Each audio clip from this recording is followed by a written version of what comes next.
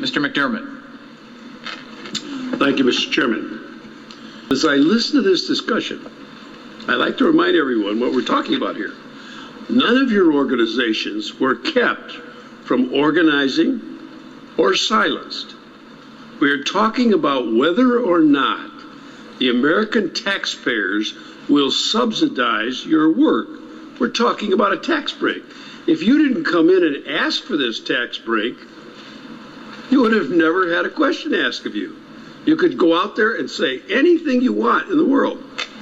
And I get the feeling that many of you and my Republican colleagues just don't believe, or you believe you should be free from political targeting, but that you should be free from any scrutiny at all.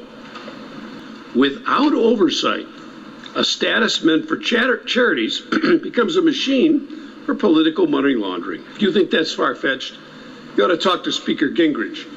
Speaker Gingrich in 1997 was fined $300,000 by the Ethics Committee of the House of Representatives for funneling money from the ALF, the Abraham Lincoln Opportunity Fund, into GOPAC, of which he was chairman, to promote the takeover of the House and arouse Republican activists.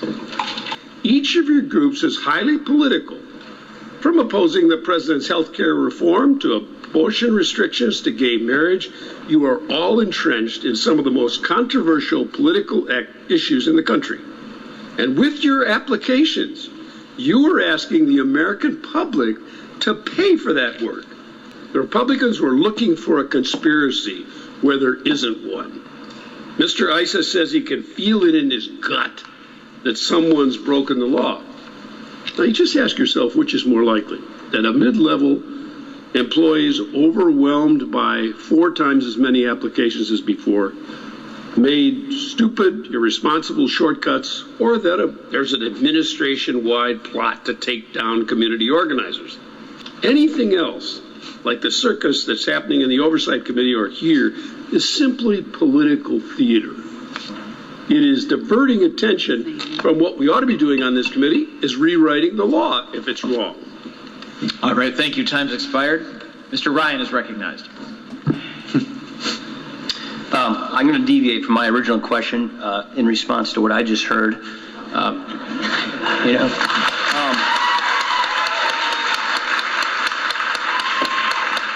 Mr. Chairman, Mr. Chairman. Welcome to Washington. The committee will be in order. Ryan has the time.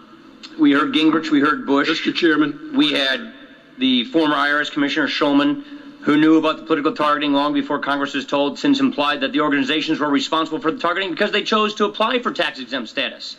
So you're to blame, I guess, is the message here.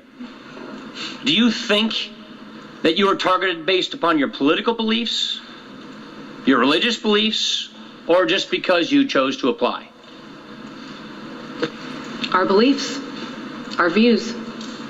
We had the acting Commissioner Miller here a couple of weeks ago, and we asked him, did groups with the word organizing or progressive in their name, were they targeted? The answer was no. We do know, this is one of the facts we now know, people were singled out because of their beliefs.